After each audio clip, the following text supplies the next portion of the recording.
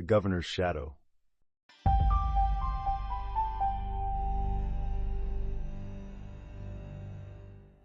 Chapter 1. The Echo of Veridia. The hum of the industrial dryers was a low, steady murmur, a white noise Arnaldo Vargas had cultivated as the soundtrack to his piece. He stood by the folding table in the clean slate, his launderette in Valencia, his movements economical, precise. A stack of pristine white sheets grew steadily under his hands, each fold a deliberate act, a conscious choice to embrace the mundane. The scent of clean linen and fabric softener clung to the air, a humble, honest fragrance that cleansed not just clothes, but the very notion of his past. At 45, Arnaldo carried himself with a quiet grace, his lean frame belying a coiled strength. His dark, slightly receding hair was neatly combed. His expressive brown eyes, though observant, often held a distant, almost weary intelligence. He wore a simple indigo polo shirt and dark trousers, an outfit chosen for its utility, its complete lack of pretense. This was his uniform now, a stark contrast to the tailored silks and bespoke suits of his former life.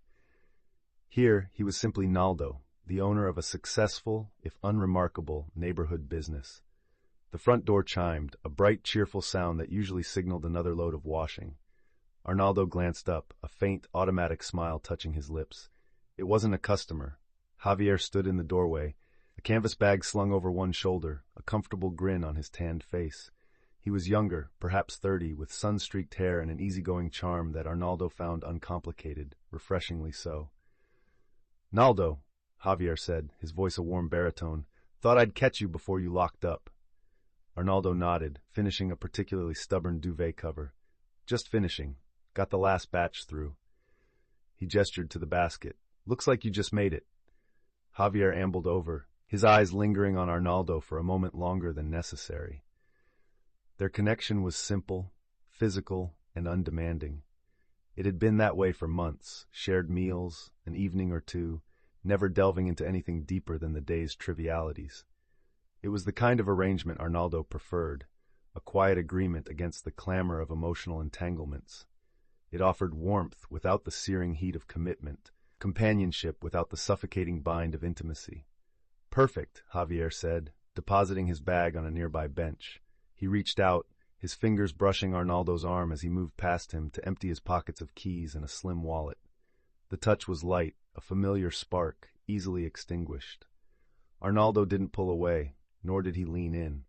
He simply continued his folding, a quiet assertion of his boundaries. Later, the air outside cool and crisp with the promise of evening, they sat in Arnaldo's modest apartment above the launderette. The apartment, like the man who inhabited it, was tastefully understated. Pale walls, functional furniture, a few well-chosen books on a simple shelf. There were no ornate decorations, no extravagant art pieces, none of the opulent clutter that had defined his childhood home. Javier was in the small kitchen, humming as he made coffee. Arnaldo watched him, a faint wistfulness stirring within him. This was it, this quiet, unassuming life, the predictable rhythms of his days, the uncomplicated connections. This was his sanctuary, meticulously built brick by painstaking brick, designed to shield him from the world he'd left behind. 22 years. 22 years he had been Arnaldo Vargas of Valencia, not Vargas of Veridia. He had traded guilt for lint, power for peace. The weight of his family's name, the oppressive legacy of the Vargas dynasty, felt like a distant, half-forgotten dream. Here, no one knew of the political machinations, the whispers of corruption, the silent demands of a bloodline steeped in illicit power. Here, he was just Naldo, and he had fought tooth and nail for that anonymity. The coffee was brewed, its rich aroma filling the small space. Javier brought 2 mugs to the small dining table, his knee brushing Arnaldo's under the wood. Arnaldo smiled, a genuine, if reserved, warmth in his eyes. He lifted his mug, the ceramic cool against his palms, the simple pleasure a potent counterpoint to the complexities he'd spent half his life escaping. He felt truly, utterly safe. And then the phone rang. It wasn't Arnaldo's usual phone, the one he used for suppliers or customers or casual liaisons. This was the encrypted one, tucked away in a drawer beneath a pile of old bills, a relic he rarely touched, a direct link to the world he had severed. Its insistent, high-pitched trill sliced through the apartment's quietude like a razor. Javier looked up, a slight frown on his face. "Who's that?" Arnaldo's breath hitched. He reached for it, his hand trembling almost imperceptibly as he picked it up. He didn't recognize the number, but he recognized the encryption pattern. His mind raced, a sudden, cold dread blossoming in his chest. Only a handful of people had this number, and none of them would call it unless it was an emergency. A catastrophe. He pushed the button, holding the phone to his ear, his attention already miles away, years in the past. "Vargas," he said, his voice clipped, formal, a tone he hadn't used in decades. On the other end, a voice, high-pitched and strained with barely suppressed panic, responded. "Naldo? Oh, thank God. It's Elena Serrano." Elena, Raphael's chief of staff, his brother's closest confidant. The sound of her voice, usually so composed, now ragged and teetering on the edge of hysteria, sent a fresh wave of ice through Arnaldo. Javier, sensing the abrupt shift in atmosphere, rose quietly and retreated to the living room. "Elena," Arnaldo repeated, his voice flat. He could hear the tremor in hers, the quick, shallow breaths. "What is it? What's happened?" It's Raphael," she stammered, the words tumbling out, almost incoherent. "He's in grave danger, Naldo. Grave danger. It's an internal threat. Someone close. Someone we never suspected. Things are spiraling out of control here. They're moving against him. Rapidly." Arnaldo closed his eyes, a phantom ache blooming behind his temples. "What kind of danger, Elena? Be specific." "I can't over this line, not fully," she whispered, her voice barely audible. "But it's not just his career, Naldo. It's his life and potentially yours. They're trying to link everything, to take him down completely, to expose everything. He says he trusts only you. He needs you here, now. He said you'll know what to do." The words hit him like a physical blow. His life, yours. Expose everything. The gilded cage he had fled 22 years ago, the one he thought he had shattered, was suddenly sickeningly reformed around him. He felt the suffocating embrace of the Vargas dynasty tighten, the web of corruption, which he had so painstakingly unwoven himself from, now pulling at him with invisible threads. He saw it all, the gleaming modern skyscrapers of Ciudad Solara, the colonial grandeur of the Vargas estate, the powerful figures moving like shadows in lavish rooms, the whispers, the backroom deals, the constant, pervasive threat of exposure and betrayal. He had left it all behind, fled from its opulent shadows, from the very essence of that illicit power. He had chosen quiet obscurity over dangerous notoriety. "Elena," Arnaldo said, his voice a low growl, laced with a bitterness that surprised even himself. "You know why I left. You know what that world is. I have nothing left there. No one." "That's not true," her voice cracked, desperation overriding her fear. "He's your brother, Naldo. Your only brother. And he's drowning. If you don't come, he's lost. We're all lost. This is bigger than Raphael. It's everything." He stood by the small dining table, the coffee long forgotten, its warmth seeping into the cool air. The silence stretched, broken only by Elena's frantic breathing on the line. He thought of the scent of clean linen, the hum of the dryers, Javier's easy smile. He thought of the freedom of simply being Arnaldo. And then he thought of Raphael, his older brother, always the one destined for power, for the heavy mantle of the Vargas name. The brother who had, despite their vastly different paths, always been there, a silent, complicated anchor in his tumultuous past. The brother he had deliberately, painfully, chosen to abandon. The words grave danger and internal threat echoed in his mind. Raphael, trapped, vulnerable, alone. Arnaldo closed his eyes, a profound weariness settling over him. He was a man who had built a life on deliberate counterpoints, but some counterpoints, he realized, were still tethered to their original melody. He couldn't leave Raphael to face this alone, not if there was even a sliver of hope, a chance to help. "When?" Arnaldo finally asked, his voice hoarse, the resignation heavy in each syllable. Elena gasped, a small sob of relief escaping her. "The soonest flight. I'll send you the details. Private jet. It'll be ready as soon as you are." "I'll be on it," Arnaldo said, the words feeling foreign, heavy with a future he hadn't wanted. "Send the details." He hung up, the encrypted phone feeling like a lead weight in his hand. He looked around his small apartment, the simple, honest space that represented his hard-won peace. This was it. The quiet life, the gentle routines, the superficial connections, all of it was about to be abandoned. He walked to his bedroom, pulling a small, battered duffel bag from the back of his closet. He didn't own much in the way of clothes beyond his work attire and a few casual outfits. A couple of changes of simple, practical clothes, a pair of worn but comfortable shoes, his necessary toiletries. No designer labels, no ostentatious jewelry. His packing was swift, almost automatic, reflecting a life pared down to its essentials. It was a stark contrast to the luggage he'd once traveled with, steamer trunks filled with custom suits and expensive accessories. This single bag was a silent, solemn farewell to the clean slate he had so carefully created. Javier reappeared in the doorway, his eyes questioning. Arnaldo met his gaze, offering a small, apologetic shrug. "Something's come up. I have to leave." He didn't elaborate. Javier, always perceptive, simply nodded, understanding that this was a boundary not to be crossed. Their goodbye was brief, a soft touch of hands, a silent acknowledgement of a chapter closing. Hours later, the world outside his private jet window was a tapestry of winking lights and velvety darkness. The flight had been silent, the air cabin hushed, allowing Arnaldo to stew in the quiet apprehension that had become his constant companion. He tried to mentally prepare for Veridia, for Ciudad Solara, but the memories were a disjointed collage of opulence and veiled threats. The moment the jet landed, the oppressive heat of Ciudad Solara hit him, a humid blanket that felt stifling, even through the filtered air of the VIP lounge. The air, thick and sweet with the scent of tropical blossoms and diesel fumes, was immediately familiar, assaulting his senses.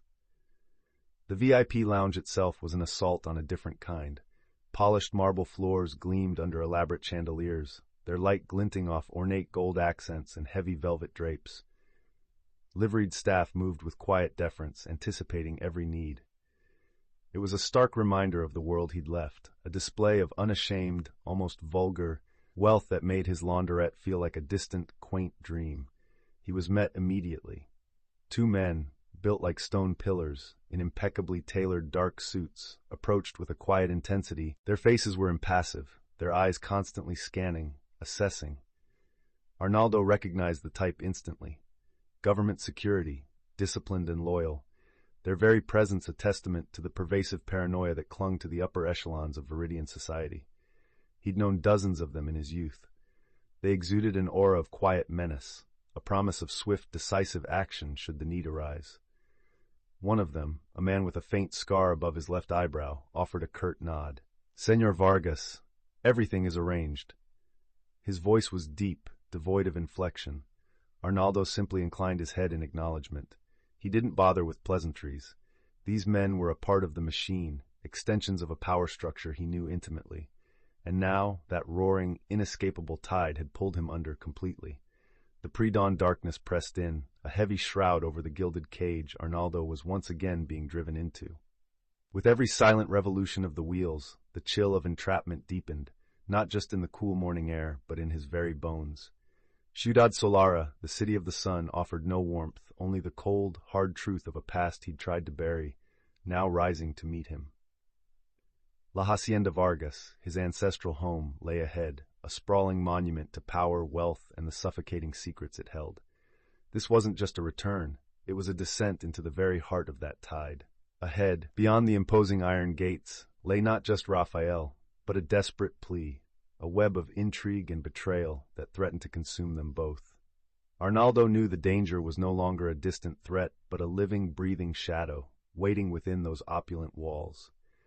And as the car slowed, its headlights cutting twin paths through the gloom to reveal the colossal, ornate entrance, he could almost feel the hacienda's cold, hungry maw opening to swallow him whole. Chapter 2. Return to the Gilded Cage. The armored car finally stopped, its headlights illuminating the colossal, ornate entrance of La Hacienda Vargas like a stage set for a nightmare. As the driver cut the engine, the pre-dawn darkness pressed in, broken only by the floodlights that cast long, accusing shadows across the polished marble. Stepping out, Arnaldo felt the oppressive weight of the estate settle upon him, a familiar, suffocating pressure of ancient wealth and unspoken secrets that clung to the air like the scent of lilies and old money. This was it, the gilded cage he'd fled, its bars now gleaming and solid, its cold, hungry maw closing around him once more. A uniformed attendant, stiff and unblinking, opened the ornate wrought iron gate, ushering him into the cool, silent embrace of the main hall. The air inside, thick with the cloying sweetness of jasmine from the unseen gardens, was a stark contrast to the crisp Valencia mornings he'd grown accustomed to. Every surface gleamed, polished to a mirror sheen, the black and white checkered marble floor reflecting the immense crystal chandeliers, the dark, carved mahogany paneling rising 2 stories to a frescoed ceiling depicting neoclassical allegories. Statues of stern-faced ancestors stood in alcoves, their marble eyes seeming to follow him, perpetual judges of his prodigal return. Arnaldo's simple duffel bag felt absurdly out of place, a small, unassuming anomaly in a symphony of excess. He watched his reflection in a polished antique armoire, a man in a plain linen shirt and worn jeans, a ghost from another life haunting a gilded mausoleum. His modest apartment above the clean slate, a sanctuary of ordered chaos and quiet industry, felt 1,000,000 miles away, a fragile dream now shattering. He took a deep, steadying breath, trying to calm the tremor in his hands. Every scent, every shadow, every echo in this cavernous space hammered at his meticulously constructed peace. He remembered being a boy, small and insignificant, lost in these very halls, the whispers of family business and political maneuvering always just beyond his comprehension, yet ever present, like the humid Veridian air. He remembered the stifling expectations, the elaborate formal dinners, the constant pressure to be something, to do something, to belong to this suffocating grandeur. It was why he'd run, why he'd sought anonymity in the scent of laundry detergent and the rhythm of folding sheets. "Señor Vargas," a voice, smooth and deferential, broke through his reverie. A majordomo, a man Arnaldo vaguely recalled from his youth, emerged from the shadows, his expression carefully neutral, betraying nothing but trained politeness. "Welcome home. Governor Vargas is expecting you." As the majordomo led him deeper into the estate, Arnaldo's senses sharpened, the years of disuse falling away. His keen eye for detail, a trait Raphael had always teased him about, clicked back into place. The deferential staff moved with a precise, almost militaristic efficiency, yet beneath the placid surface, a current of unease rippled. A quick, almost imperceptible glance between a gardener and a maid, a security guard, seemingly absorbed in a potted palm, whose eyes swept the room with the practiced vigilance of a predator. The hacienda, always a fortress, now felt like a high-alert prison. He noted the subtle shifts, new, unobtrusive cameras tucked into corners of the frescoes, motion sensors cleverly disguised as part of the intricate plasterwork. The guards, though still dressed in the hacienda's traditional dark uniforms, now carried a different weight in their posture, a readiness that spoke of immediate threats. There were more of them, too, blending into the background, their presence pervasive and almost invisible. This wasn't just a show of force, it was a desperate defense. The internal threat Elena had mentioned was clearly real, and it had tightened the gilded cage's bars to breaking point. A chilling premonition settled in his gut. This wasn't just about Raphael's political career, it was about survival. The majordomo led him down a long, silently carpeted corridor, past an endless procession of ancestral portraits, their eyes, like the marble statues, following him with unwavering scrutiny. At the end, 2 imposing figures, not the usual household security, stood guard outside a heavy oak door, men built like granite, their suits straining over broad shoulders, earpieces barely visible. They nodded curtly to the majordomo, their gazes assessing Arnaldo with an intensity that spoke of suspicion and absolute loyalty to whoever lay beyond the door. This was Raphael's private study, Arnaldo knew. The inner sanctum. The very air around it felt charged. "Señor Arnaldo Vargas," the majordomo announced with a soft knock, a muffled voice from within. The door swung open silently, revealing a room that was both grand and intensely personal. Bookshelves lined every wall, laden with leather-bound tomes intermingled with framed photographs and political memorabilia. A massive antique desk dominated the center, cluttered with stacks of papers, a half-empty coffee cup, and a glowing tablet. The heavy curtains were drawn, plunging the room into a perpetual soft twilight. Raphael stood by the window, his back to the room, a lone, formidable figure silhouetted against the faint light filtering through the thick drapes. He was still tall, still broad-shouldered, a man who commanded a presence even in stillness.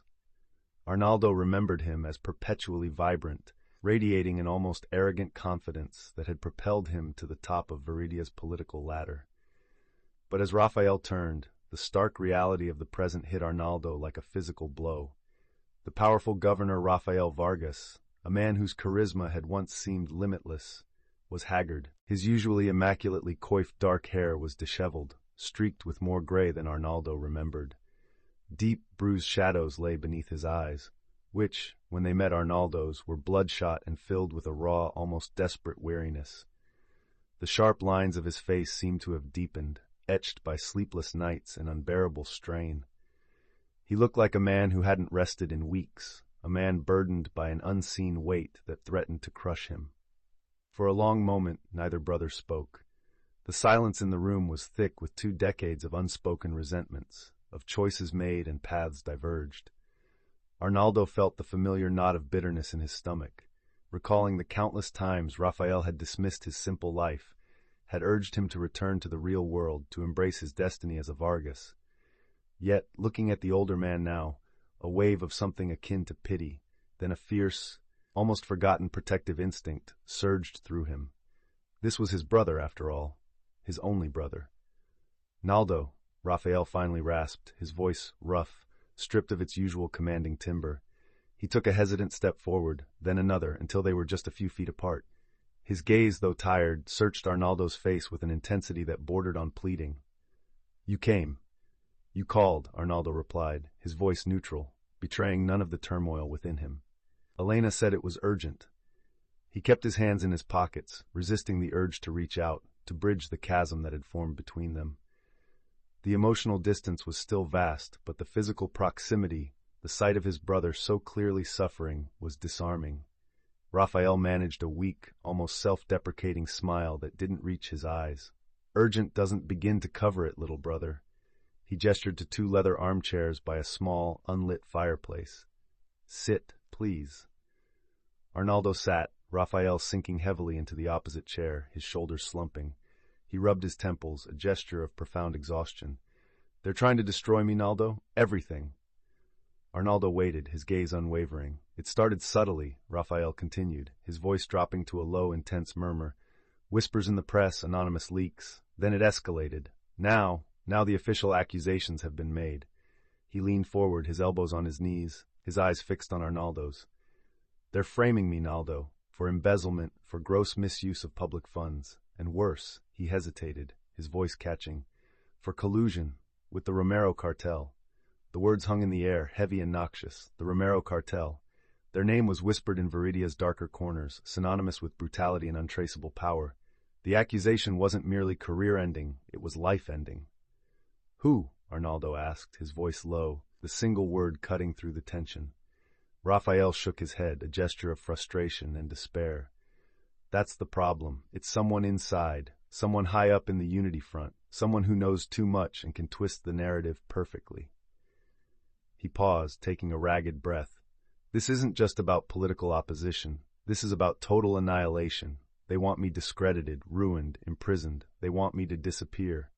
A cold shiver traced Arnaldo's spine. He saw the genuine terror in his brother's eyes, a raw vulnerability that Raphael had never before allowed him to witness. The powerful governor was afraid. "Why me, Raphael?" Arnaldo asked, the question laced with the old resentment. "You have a formidable apparatus, a network of powerful allies. What can I possibly do?" Raphael looked up, his gaze pleading. "Because you're outside it, Naldo. You've been outside it for 22 years. You're not compromised. And more importantly, you see things. You always have. You notice the thread out of place, the pattern that doesn't quite fit. Everyone else is too close, too invested, too busy playing their own games. They look at the grand tapestry. You always saw the individual stitches, the flaws. Your keen eye, your ability to go unnoticed, your complete disinterest in power, it's a strength now." He pushed a hand through his already messy hair. "And you know the family, not just the public face, but the hidden corridors, the unofficial networks, the old deals, the unspoken truths. Our father, he built this empire on a foundation of both light and shadow. There are things only a Vargas, one who knew the old ways, could possibly understand." Raphael stood up, pacing the confined space of the study. "They're using something from the past, Naldo. Something from an old family venture. Something that's been dormant for years, now twisted, resurrected as a weapon against me. It's too precise, too specific for an outsider to have fabricated. It points to someone intimately familiar with our history, with the skeletons in our family closet. He stopped, turning to face Arnaldo once more, his hands clasped tightly. I need you to find it. A missing ledger, perhaps. A ghost in the machine, as Father used to say. Something that links back to a past operation. Something they're using to implicate me. Something only you, with your memory for the unsaid, and your dispassionate eye, can find. He took a step towards Arnaldo, his voice dropping to a desperate whisper. I wouldn't ask if there was any other way. My life, my freedom, the legacy of our family, it all hangs by a thread. I trust no one else to see this for what it truly is, to look past the official narrative and find the truth hiding in plain sight. Please, Naldo, for the family, for me. Arnaldo looked at his brother, truly looked at him. The man who had always seemed invincible, now reduced to this desperate plea. The old anger flickered, but it was quickly overshadowed by a more primal instinct. Raphael was in genuine danger, cornered. The thought of him, alone in this predatory world, resonated deeply. This was no longer about the gilded cage he'd fled. It was about protecting the man inside it.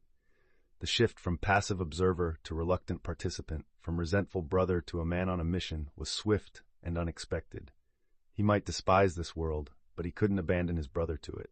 A missing ledger, Arnaldo repeated, testing the words. A ghost in the machine. The phrase, a relic from their father's cryptic business dealings, resonated with a chilling familiarity. It was the language of hidden compartments, of double books, of silent, unofficial networks that ran parallel to the legitimate ones. This was the dark underbelly of the Vargas Empire, the very thing Arnaldo had tried to forget. Yes, Raphael breathed, relief washing over his strained features. Something that proves their allegations are a fabrication, or at least that they apply to someone else, not me. Something that unmasks the true orchestrator. Arnaldo nodded slowly, a sense of overwhelming responsibility settling upon him. He was here, now. There was no going back to Valencia. The quiet life, the clean slate, was a mirage. He was Arnaldo Vargas once more, drawn back into the suffocating, dangerous embrace of his family's legacy. As the discussion ended, the tension in the room, though slightly eased by Arnaldo's reluctant acceptance, remained palpable. Raphael, still looking utterly exhausted, called out, Elena, could you come in for a moment?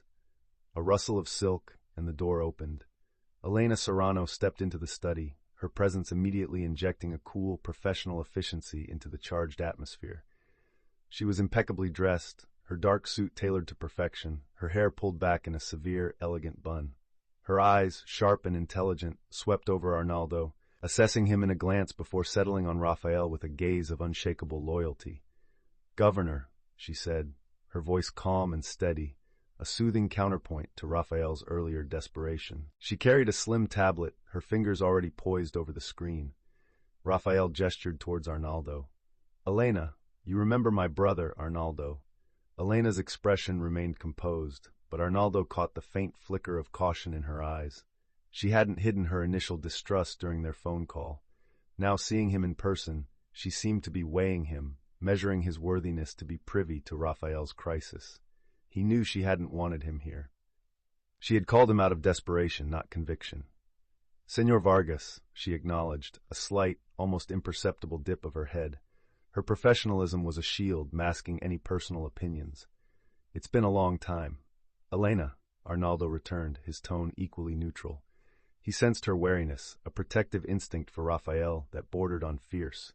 He recognized it because, moments ago, he had felt it himself. Despite her misgivings about his sudden reappearance, her loyalty to Raphael was absolute. It was evident in the way she held herself, in the quiet deference she showed the governor, even in his diminished state. She was a bulwark, a steadfast anchor in his brother's storm. He respected that. Elena will assist you in any way you require, Naldo, Raphael said, his voice tinged with a new, fragile hope. She's completely discreet, completely trustworthy. He stood amidst the familiar opulence, now seen through the eyes of an estranged exile, not a prodigal son. This was no homecoming, it was an infiltration. The mission, crystalline in its urgency, uncover the missing ledger, find the ghost in the machine, felt impossibly vast against the backdrop of this house, which seemed to breathe with generations of secrets. Raphael's desperate plea echoed, a fragile bond forged from necessity, not trust, pulling Arnaldo deeper into the labyrinthine heart of his family's buried past. Every polished surface, every shadowed alcove, whispered of truths long suppressed. The very air of La Hacienda Vargas, once a childhood comfort, now felt heavy with silent observers and unseen dangers. The path was indeed shrouded, leading not through open confrontations, but through hushed corridors and forgotten passages, where the real threat lay not in what was loudly declared, but in the subtle shifts of power, the coded warnings, and the chilling realization that some secrets, once disturbed, would fight back from the shadows. Arnaldo was home, yes, but he was also entering a gilded cage, and the bars were already beginning to close. Chapter 3. Whispers in the Corridors. The first faint light of dawn did little to pierce the suffocating weight of La Hacienda Vargas. For Arnaldo, the gilded cage had truly begun to close, its bars now not merely visible, but felt. He spent the quiet hours before the household fully stirred, moving with a ghost-like stealth through the grand halls and service corridors, his keen eye already recalibrating. Every fleeting shadow, every polished reflection, became a potential hiding place for the secrets Raphael had tasked him with unearthing. He wasn't merely observing, he was listening, to the subtle hum of the mansion, to the unspoken anxieties of the early staff, searching for the first faint whispers of truths the Vargas family had worked generations to bury. Over the next few days, a quiet routine solidified. Arnaldo rose before the sun, navigating the sprawling estate like a phantom. He had an innate sense for the hacienda's rhythms, a memory from a life he'd thought buried, and he used it to his advantage. He moved through the cavernous kitchen, where cooks began their bustling preparations, past the laundry rooms where clothes tumbled in industrial machines, and into the more rarely used staff entranceways and lesser-known service staircases. His unassuming presence, a relic of his failed past as far as the family was concerned, allowed him to blend into the periphery, an errant cousin perhaps, not a covert investigator. He noticed the changes immediately. The old, familiar faces were fewer, replaced by younger, harder-eyed men and women in the security detail. Their casual uniforms couldn't hide the expensive earpieces or the subtle bulges beneath their jackets. The hacienda, once fortified by its very opulence, was now a true fortress.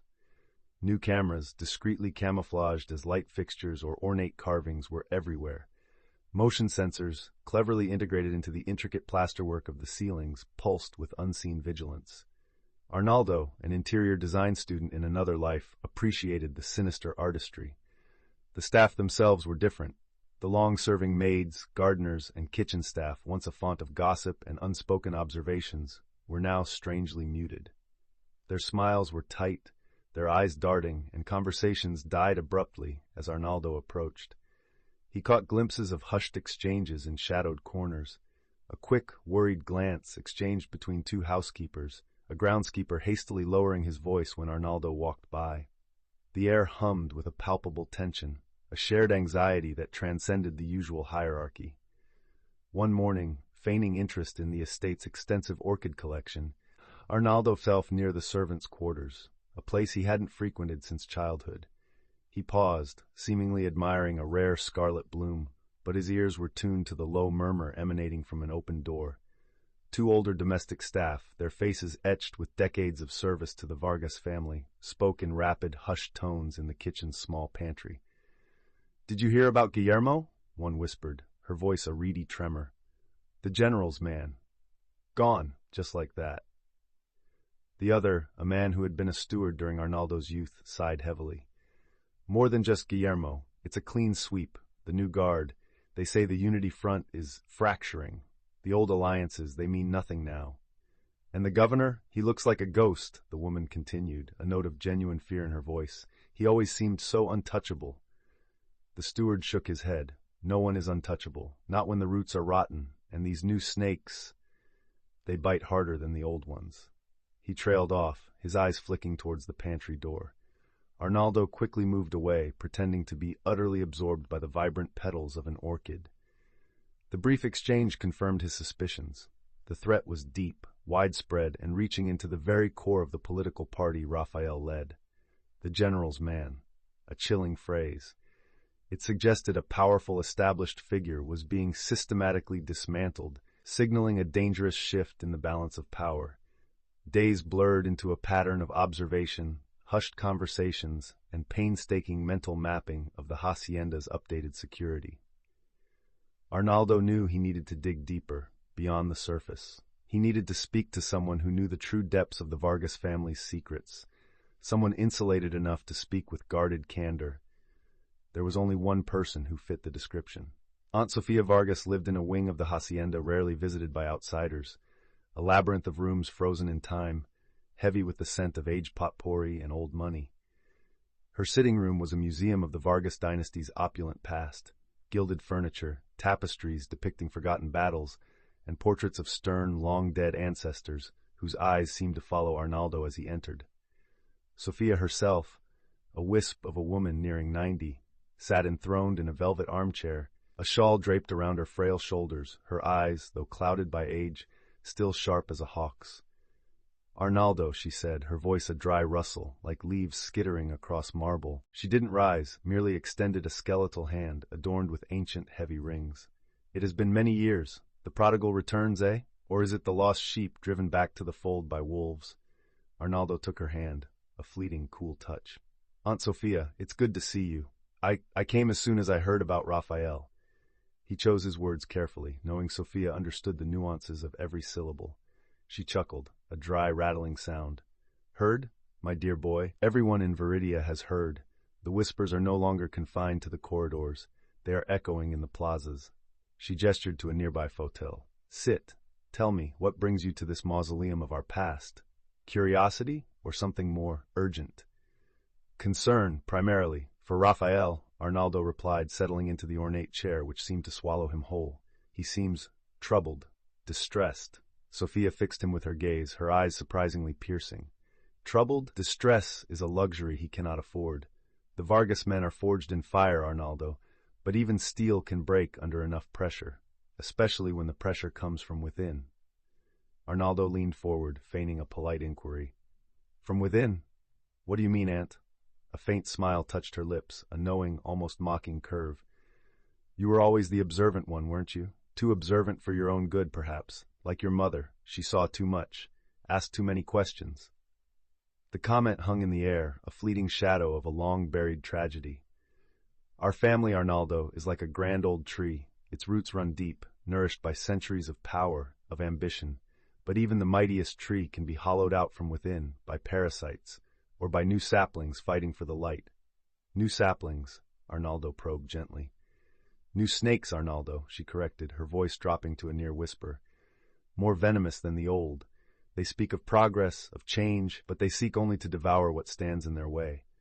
Raphael, for all his bluster, he is a creature of the old forest. He understands its rules, but these new ones, they play by no rules but their own hunger." "And what stands in their way?" Arnaldo asked, keeping his voice even. "What are they after?" Sofia's gaze flickered to a large dusty portrait of her deceased brother, Arnaldo's father, dominating one wall. "Power, boy, always power.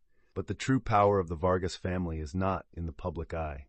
It is in the shadows, the family holdings, as your father called them, the real inheritance.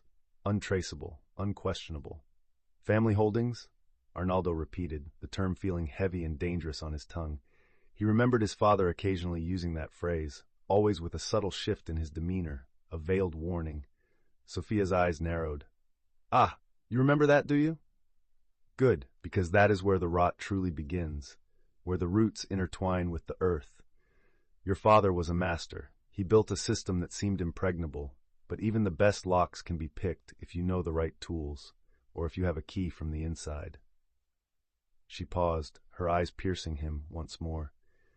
"Do not go digging there, Arnaldo. There are things buried in that earth that should remain buried, betrayals that still sting. Inquiries into the family holdings can be fatal to all who are connected." Her words, delivered with a chilling calm, resonated with a deep, ancient warning. "Sometimes," she concluded, her voice barely audible, "the ghosts are more real than the living." Arnaldo left Aunt Sofia's wing feeling as if he had stepped back into the present from a sepia-toned past, the echoes of her warnings still reverberating. New snakes, family holdings, ghosts. It was all too cryptic, yet the sense of danger was profoundly clear. Sophia, for all her veiled language, had confirmed that the threat was not merely political, but deeply personal, entangled with the illicit core of the Vargas legacy. He spent the next 2 days poring over old architectural diagrams of the hacienda, drawings he'd meticulously studied as an eager young design student. He remembered a peculiar anomaly, a discrepancy between the exterior and interior dimensions of one particular section of the original West Wing. It had intrigued him then, an architectural puzzle he'd never fully solved before he fled Veridia. Now, it was a lead. The spot was in a little-used alcove on the ground floor, hidden behind a heavy, antique bookshelf. The books within were mostly decorative, their spines cracked and pages yellowed. Arnaldo ran his fingers along the ornate carving of the shelf, remembering a faint rumor, a family legend, about a hidden space. He found it, a barely perceptible seam in the wood, camouflaged by a centuries-old decorative motif. Applying pressure to a specific point, a small latch clicked, and a section of the bookshelf swung inward with a soft groan, revealing a narrow, dust-choked passage. The air inside was stale, heavy with the scent of damp earth and disuse. Arnaldo used his phone's flashlight, its beam cutting through the oppressive darkness. The passage led downwards, a short flight of uneven stone steps, then opened into a small, square room. It was less an office and more a forgotten storage space, thick with layers of dust and cobwebs. A sturdy, antique wooden desk stood in the center, its surface covered in a shroud of gray. Against one wall, a tall metal filing cabinet stood sentinel, its paint peeling. Arnaldo's heart hammered against his ribs. This was it. This was the kind of place his father would have used for his more sensitive dealings. He swept dust from the desktop, revealing an array of forgotten items, an empty inkwell, a rusted letter opener, and conspicuously, a strange compact device. It was an old, clunky piece of machinery, a precursor to modern communication devices, with a series of unlabeled buttons and a small, green-tinted screen. It looked like a secure, coded communication unit designed for a time before widespread digital encryption. A relic. He moved to the filing cabinet, its drawers stiff with disuse. The bottom drawer was locked. Arnaldo, remembering a trick his father had shown him as a boy, a hidden pin release on the underside of the drawer, managed to force it open. Inside, amid a jumble of yellowed invoices and ledgers, he found it. Not the missing ledger Raphael had mentioned, but a fragment. A single brittle sheet of paper, tucked into a folder marked Confidential Q4 1998. The document was faded, but legible enough. It appeared to be part of a contract or a financial statement. His eyes scanned the lines, trained to pick out key details. And then he saw it, a name prominently displayed in a bold, stylized font. Nexus Solutions. The Vargas family crest was embossed subtly at the top, linking them directly to this obscure entity. Beneath the name were a series of complex transaction codes and dates from over 2 decades ago. Nexus Solutions. The ghost in the machine, Raphael had called it. He had found a tangible lead. A surge of adrenaline, cold and sharp, coursed through him. This was it, a thread leading back into the labyrinth of his family's dark past. But the dust on his fingers, the musty air, and the sheer antiquity of the room pressed in on him. This wasn't some recent scam. This ran deeper, far deeper than Raphael's current predicament. Arnaldo carefully folded the document fragment and tucked it into his pocket. He decided to explore the area further, to see if there were other access points, other secrets.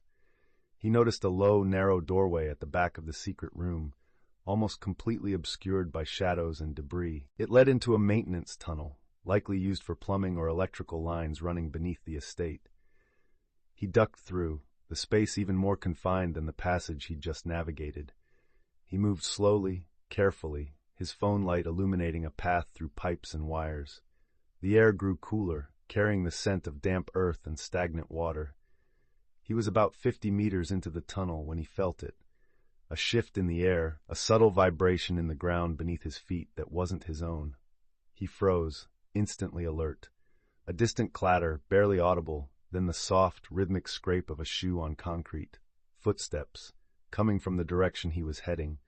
Arnaldo's breath hitched. He wasn't alone. Someone else was in the tunnels. He quickly extinguished his phone light, plunging himself into absolute darkness. He pressed himself against the cold, grimy wall, hardly daring to breathe. The footsteps grew louder, closer.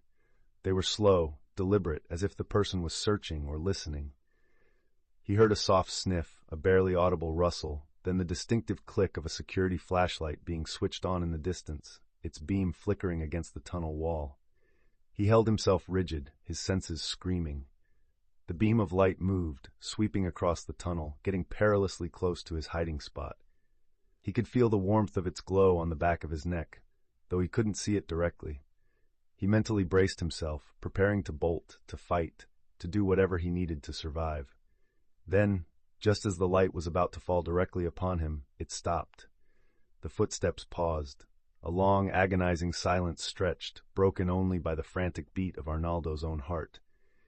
He imagined the operative, whoever they were, standing there, listening, sensing his presence. Had they heard him? Had they seen a shadow move? Arnaldo clutched the faded document fragment, the name Nexus Solutions, burning into his mind. This wasn't just a corporate front. It was a thread, ancient and deeply woven, that stretched back decades, pulling him into a web far more intricate and perilous than he could have imagined. Raphael's desperate warnings echoed in the close confines of the tunnel. The threat was not just pervasive, it was meticulously organized, aware of his every move, anticipating his search for answers. He was indeed a pawn on a chessboard where the pieces moved in silence, and the game had only just begun. The air in the hidden passage felt heavy, thick with the weight of that truth. Nexus Solutions was a clue, but it was also a beacon, shining a light on him, drawing him deeper into a deadly current where discovery meant immediate danger. Yet there was no turning back, no safe harbor in the past. With the chilling certainty that every second he delayed tightened the unseen noose around Raphael, and perhaps himself, Arnaldo knew the only way out was forward. He would follow that thread, no matter how dark or dangerous the path, into the very heart of the corruption he had so desperately tried to escape, prepared to face whatever horrors lurked within its ancient roots. Chapter 4. Unearthing Old Roots. The dust of the hidden passage still clung to Arnaldo's clothes, a phantom reminder of the breath held, the silence stretched taut, and the unseen eyes that had almost found him. Nexus Solutions. The name on the brittle document fragment felt like a brand, burning with the chilling certainty that his every move was being anticipated, that the game had indeed begun.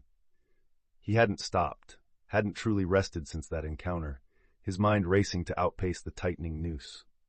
Now, far from the gilded cage of La Hacienda Vargas, nestled amidst the flickering screens and hushed keyboard clacks of a working-class internet cafe in Ciudad Solara, Arnaldo pored over the glowing display. Each query typed on his burner keyboard was a deliberate probe into the darkness, a desperate attempt to peel back the layers of this ancient, poisonous root.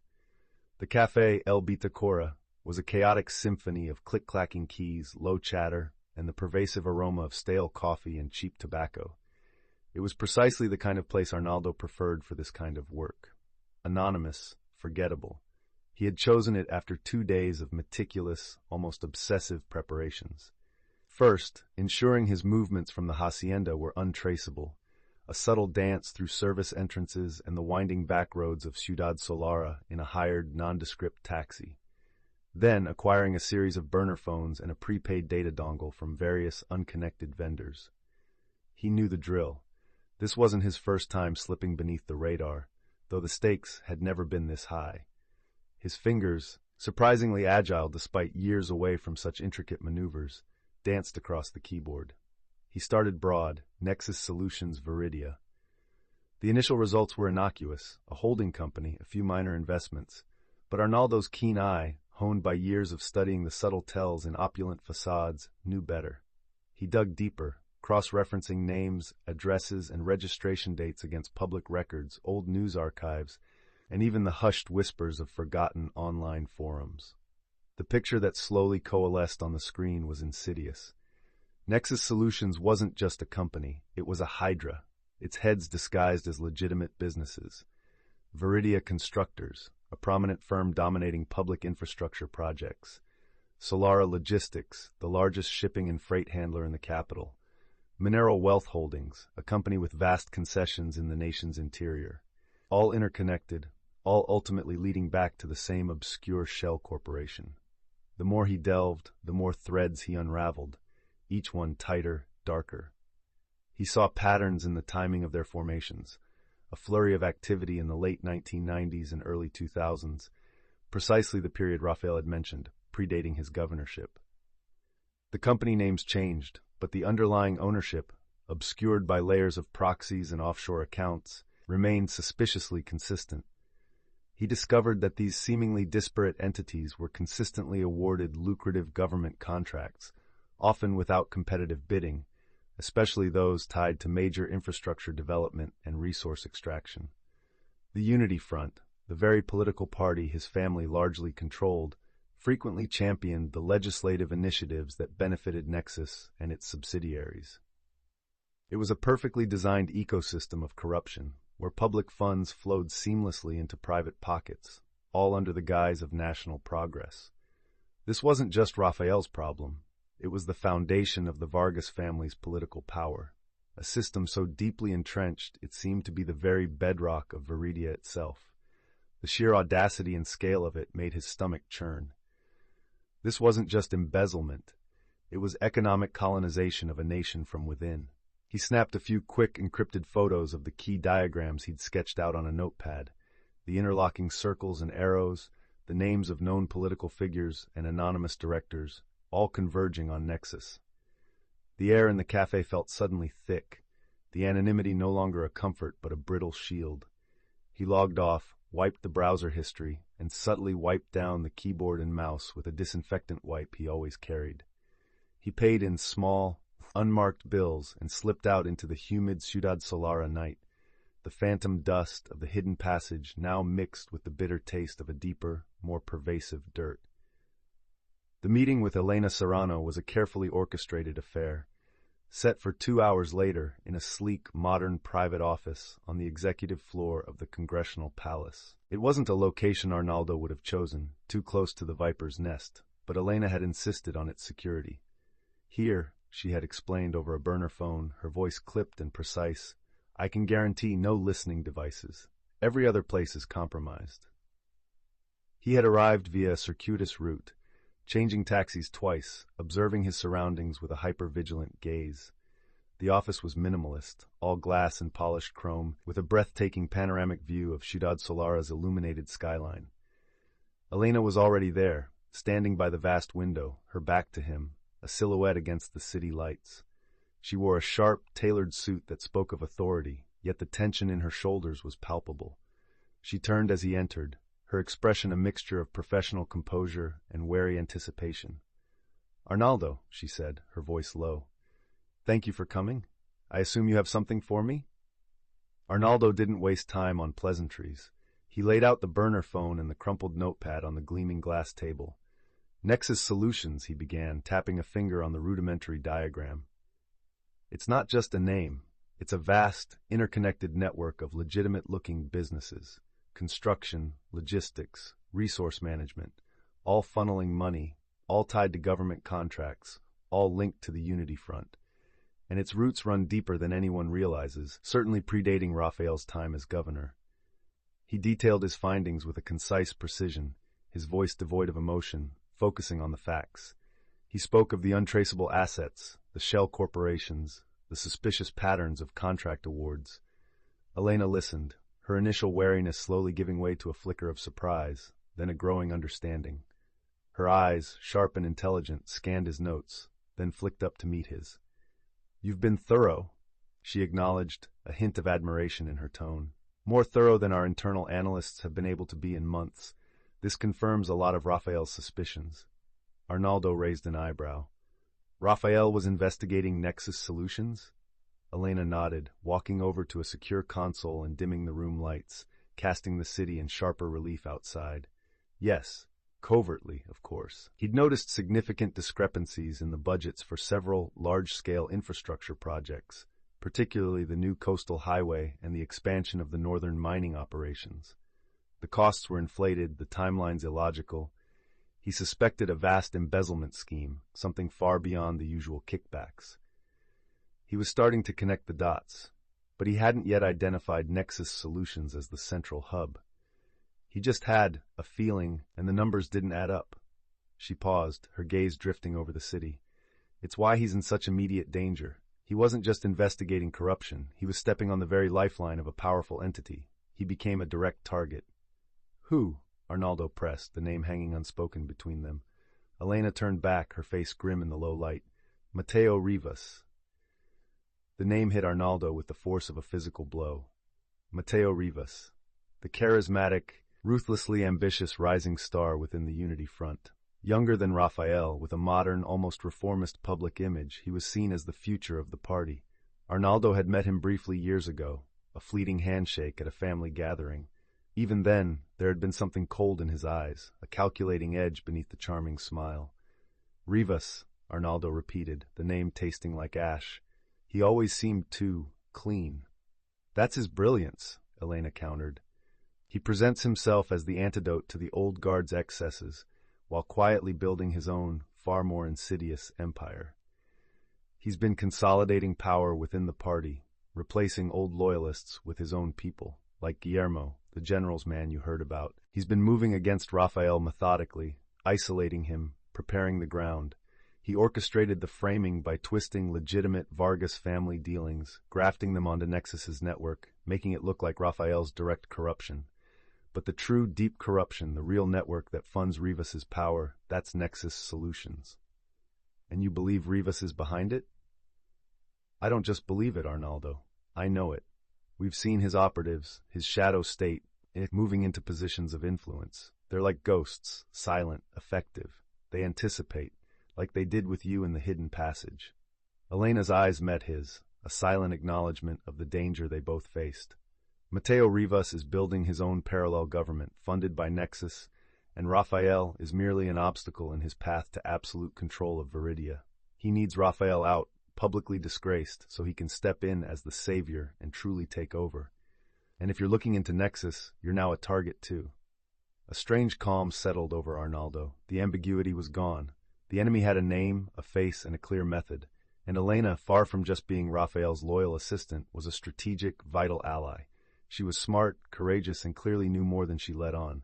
Their cautious alliance, born of desperation, now solidified into a grim partnership. So, Arnaldo said, his voice hard, what now? We need proof, Elena stated, her resolve hardening. Definitive, undeniable proof that links Rivas directly to Nexus Solutions and to something truly damning. Not just embezzlement, but something that would shake the foundations of even this corrupt government. Something so heinous that even Rivas's influence can't cover it up. Arnaldo remembered a detail from his research, a small, almost inconsequential address in an old shipping manifest linked to a very early Nexus subsidiary, a warehouse in the Old Port District. It had seemed like a dead end at the time, but now, with Elena's words echoing in his ears, it felt like a magnet pulling him towards a deeper truth. I might know where to start looking, Arnaldo said, a cold certainty settling in his gut.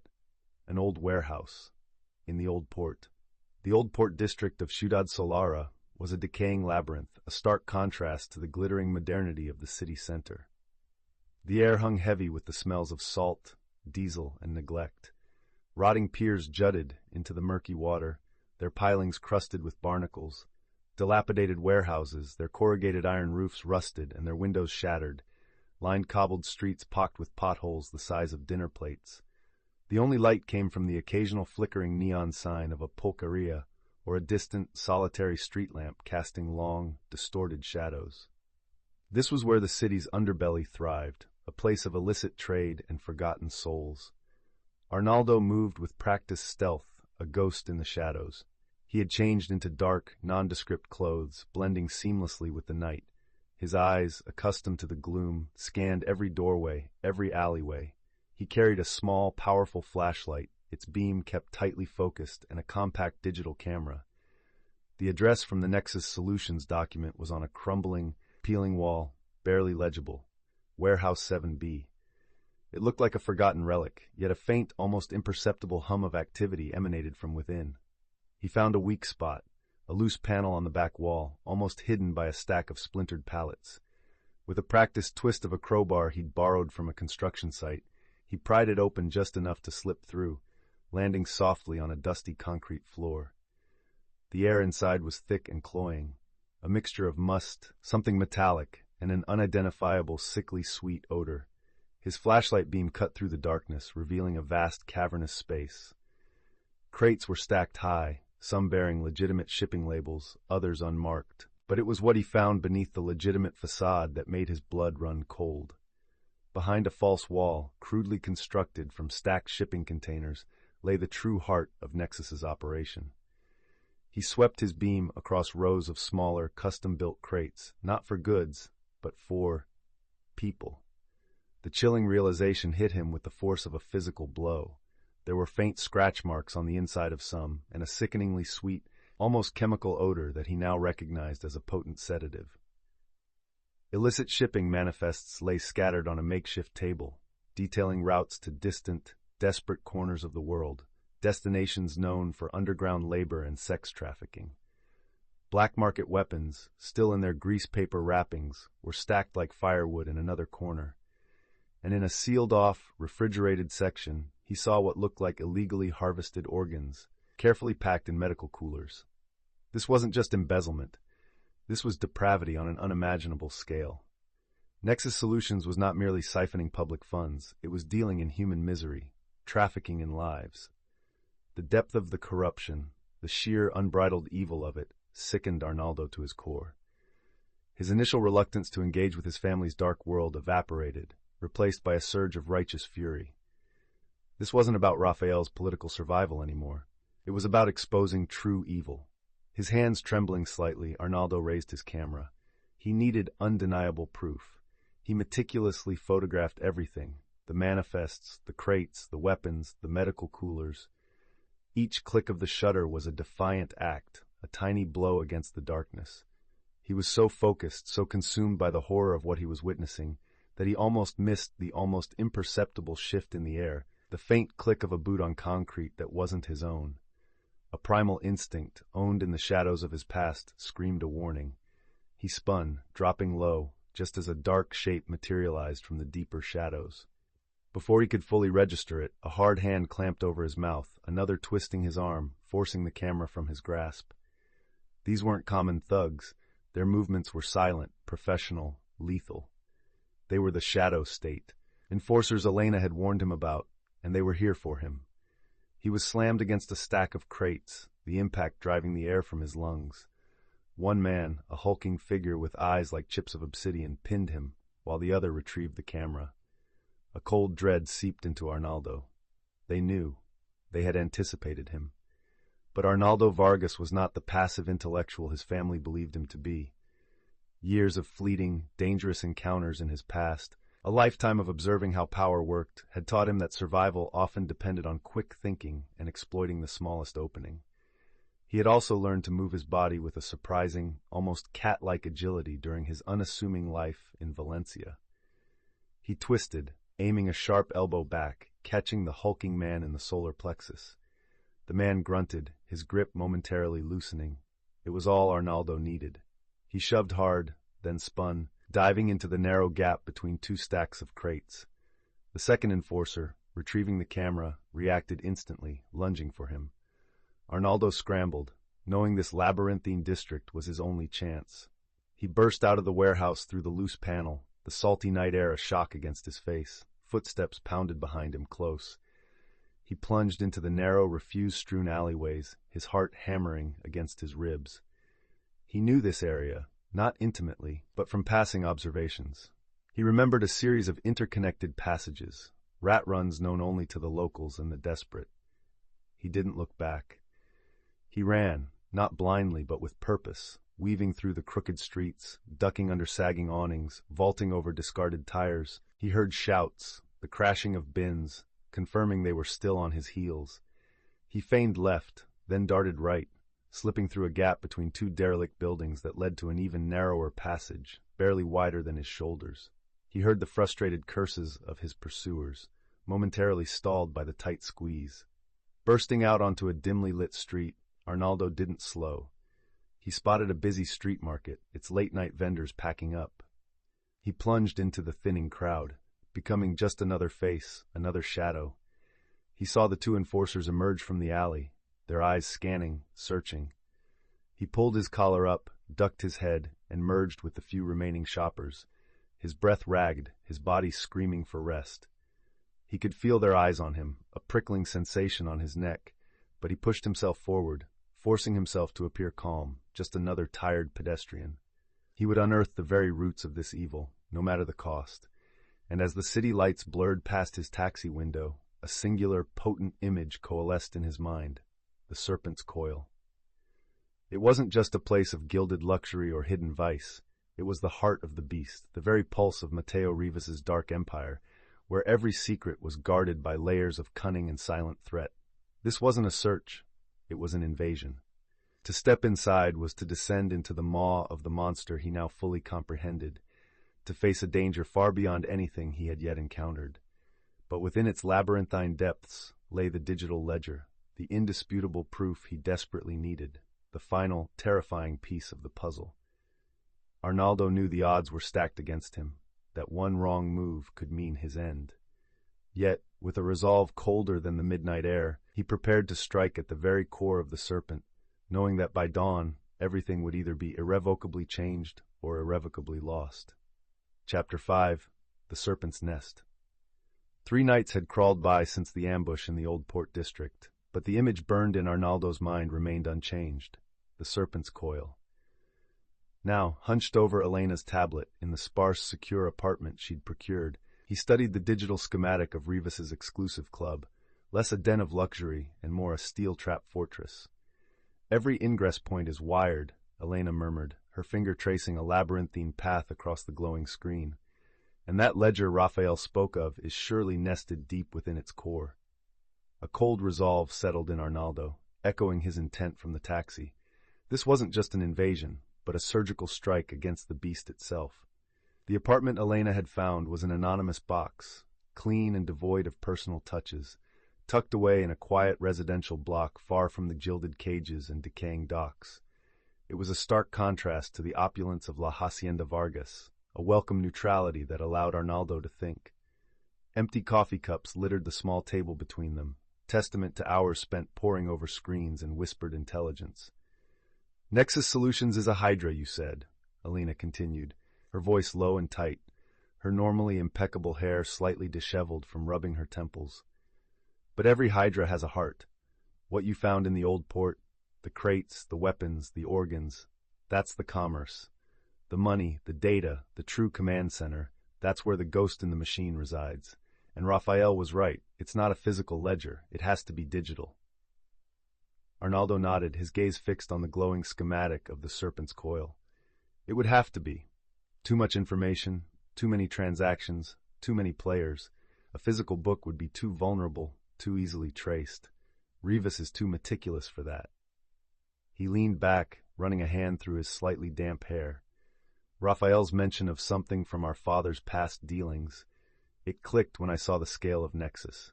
My father, your father, they weren't just building, they were building systems, networks, shells within shells. If Rivas is using that infrastructure, he'd need the master key, the comprehensive map, and that would be digital. "My sources confirm the Serpent's coil is more than just an exclusive club," Elena confirmed, tapping a finger on a cluster of rooms on the schematic's periphery. "It's Rivas's nerve center. His private office is here, highly secured. And deeper still, a section that's completely off limits, even to his closest lieutenants. Whispers call it the vault. It's soundproofed, shielded.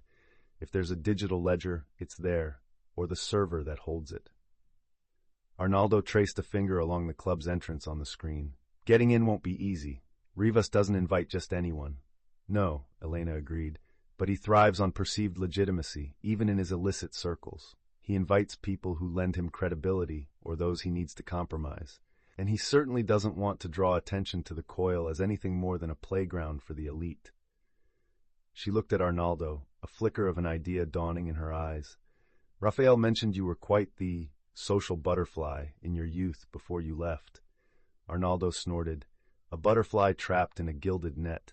But yes, I knew people. More importantly, people knew of the Vargas name. That carries a certain weight, even after 2 decades. He paused, then a grim smile touched his lips. "And Raphael is still governor, a prominent if beleaguered figure. What if I wasn't Arnaldo Vargas, the estranged son, but Arnaldo Vargas, the visiting relative from abroad, curious to see Veridia's nightlife? Elena's eyes widened slightly. A brilliant lie. It gives you a reason to be there, without being too threatening. Your family, but removed enough not to be involved in the current political fray. The Vargas name will get you past the initial scrutiny. The first layer, Arnaldo corrected. Once inside, it's a different game. This place, as you've drawn it, it's a design masterpiece of misdirection. Opulence to distract, angles to obscure, materials to deaden sound. But I know how these spaces are built. I know how they're designed to be seen and how they're designed to be unseen. He tapped the schematic, focusing on the lighting and structural elements. Every architect, every interior designer, they have habits, tells. How they hide things, how they flow traffic, where they put their eyes, the cameras. I specialized in large-scale, high-end private residences and bespoke commercial spaces for the elite. The very elite. Places designed to entertain, yes, but also to conceal, to offer privacy or to control the narrative. I can read a building like a book. If there's a hidden room, a private access point, or a subtle flaw in their surveillance grid, I'll find it. It's incredibly risky, Elena warned, her voice barely a whisper. If they catch you, they won't, Arnaldo said, though the tremor in his own hand as he poured himself another coffee betrayed a deeper anxiety. Not until it's too late. The digital ledger is the only thing that can save Rafael. It's the only thing that can bring down Rivas. We have no other choice. He began to outline his plan, details forming rapidly in his mind. I'll need a suit, something unremarkable but expensive. A watch, a small piece of jewelry, just enough to look the part, nothing that can be traced, and a secure, encrypted drive, small enough to be swallowed if necessary. Elena nodded, already reaching for her phone. Consider it done. Tonight? Tonight, Arnaldo confirmed, the word hanging heavy in the air. The Serpent's coil awaited, and he was ready to step into its maw. The night air in Ciudad Solara was thick and humid, a suffocating blanket, even after the sun had set. Arnaldo hailed a discreet black car Elena had arranged, its tinted windows offering anonymity as it navigated the upscale, gleaming avenues of the financial district. The coil wasn't signposted. It simply was. A sleek, obsidian monolith nestled between two towering luxury apartment complexes. The only indication of its existence was the hushed procession of high-end vehicles pulling up to an understated, shadowed entrance. As the car drew to a halt, a man in a perfectly tailored dark suit, with an earpiece subtly tucked behind his ear, appeared from the shadows. He didn't speak, merely opened the door and offered a curt nod. Arnaldo stepped out, adjusting the cuff of his expensive, anonymous suit jacket. He felt the weight of the Vargas name, a ghost of his past, settle over him. It was a costume he hadn't worn in 22 years, and it chafed. "Good evening, sir," the man said, his voice smooth and neutral as Arnaldo approached the entrance. There was no velvet rope, no bouncer, just a heavy, polished mahogany door and a discreet scanner. "Arnaldo Vargas," he stated, his voice calm, confident, a little bored. "Visiting my brother, the governor. Rafael suggested I experience Ciudad Solara's more exclusive offerings." He offered a small, knowing smile, the kind that implied a shared secret among the elite. The man's eyes flickered, barely perceptibly, to the earpiece. Arnaldo knew the name had been run, cross-referenced. The internal check, likely with Rafael's security detail or a loyalist within the government, would confirm Arnaldo's arrival in the city. The cover story, though flimsy, relied on the assumption that Rafael, even under siege, would maintain certain protocols, certain appearances. A beat of silence stretched, then the man nodded again. "Welcome, Senor Vargas. Please enjoy your evening." The heavy door swung open, revealing not a bustling club, but a short, dark, sound-dampened hallway. It was a decompression chamber, a sensory deprivation tank designed to strip away the outside world. The hallway opened into the main club area, and Arnaldo felt the sudden sensory assault. It was opulence taken to an extreme. Black marble floors gleamed under strategically placed, low-slung lights that cast long, shifting shadows. Lush, dark velvet banquettes lined the walls, filled with hushed conversations and the clink of ice in crystal glasses. The air hung heavy with the scent of expensive cigars, rare spirits, and a faint, cloying hint of something else, something metallic and sharp beneath the perfume. He moved slowly, deliberately, allowing his eyes to adjust. taking it all in. His interior designer's eye immediately began its work, not admiring the decor, but dissecting it. The pillars, seemingly decorative, were thick and strategically placed, not for structural support, but for obscuring lines of sight, creating intimate pockets and hiding surveillance. He spotted the subtle glint of lenses, not the obvious domes of commercial CCTV, but tiny, almost invisible pinhole cameras tucked into cornices behind ornate grills, or even embedded within the eyes of the decorative ancestral portraits that lined one wall.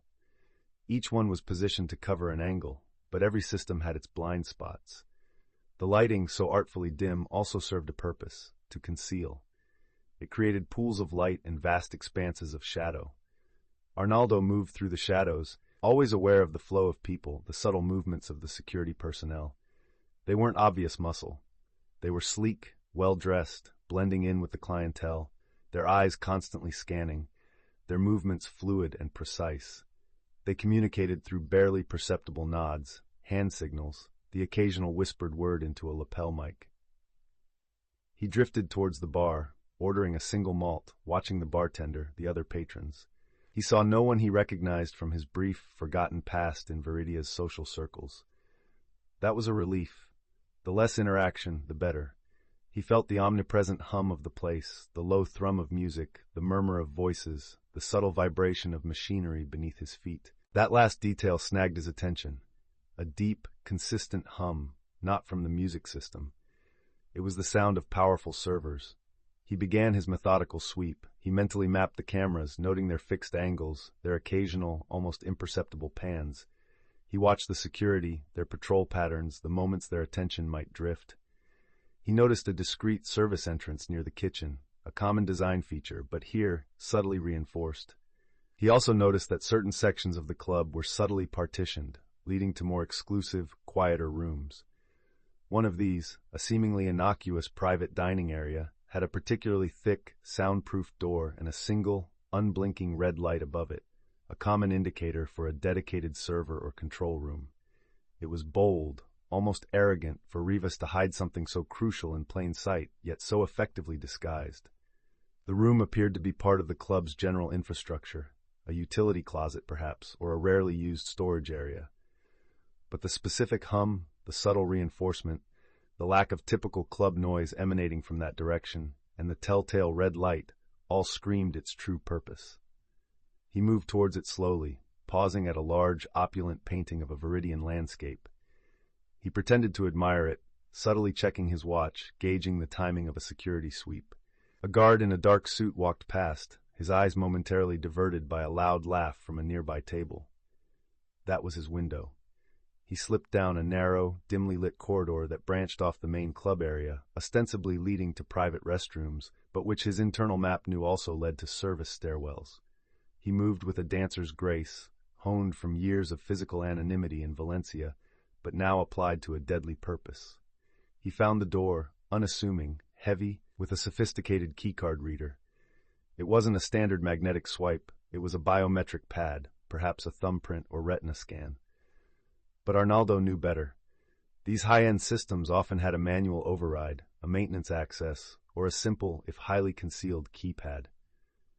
He ran his hand along the doorframe, feeling for the slight inconsistencies in the wood, the subtle click of a hidden latch. His fingers brushed against a barely perceptible seam in the polished mahogany near the hinge. He pressed lightly, and with a soft click, a small panel slid open, revealing a numeric keypad lit by a faint green glow. He paused, remembering an old trick from his design school days. These systems often used a base code, an easily forgotten default, or a combination based on the building's opening date or a significant number in the owner's life. Or, most simply, a code found in a maintenance log. He remembered Elena mentioning Rivas was charismatic, self-obsessed. He tried a common sequence, the year the club opened, 2008, followed by Rivas's birth year, 1978. The numbers clicked softly as he entered them, 2008198. A soft, almost inaudible whir came from within the door, and then a muted thunk as the lock disengaged. Arnaldo pushed the door open, slipping inside without a sound, the heavy door closing behind him with a soft sigh. He was in. The air in the hidden room was cold and dry, thick with the sterile hum of machinery. Arnaldo blinked, his eyes adjusting to the dim, pulsating green and blue lights emanating from rows of servers, stacked silently in towering racks. The room was not large, perhaps 6 by 8 meters, but every inch was utilized. Cables snaked across the floor like digital vines, converging on massive whirring machines that radiated heat and data. This was the vault, Rivas's Serpent's coil. Indeed, he moved quickly, pulling out the secure military-grade USB drive Elena had provided. He scanned the server racks, looking for the central processing units, the core data storage. He found it, a main server cluster, its nameplate glowing faintly, Nexus Prime. His fingers flew across a console panel, bypassing a simple password lock, likely an internal one, not expecting external breaches. The screen flickered to life, displaying a dizzying array of file structures, encrypted partitions, and, most damningly, a live feed of secure communications channels. This wasn't just a ledger, it was Rivas's entire digital empire. Arnaldo initiated the data transfer, selecting the largest, most comprehensive files he could identify. The progress bar crawled, agonizingly slow, but steadily filling. As the data flowed, he began to glimpse the horrifying scope of Rivas's operation. Not just embezzlement, but brutal, systematic crimes. He saw encrypted chat logs detailing meetings with cartel bosses, not just for drug trafficking, but for the orchestration of violent land grabs, driving indigenous communities off their ancestral lands for resource extraction. There were financial spreadsheets tracking offshore accounts in the Cayman Islands, Panama, Switzerland, detailing billions siphoned from public works, defense contracts, even humanitarian aid.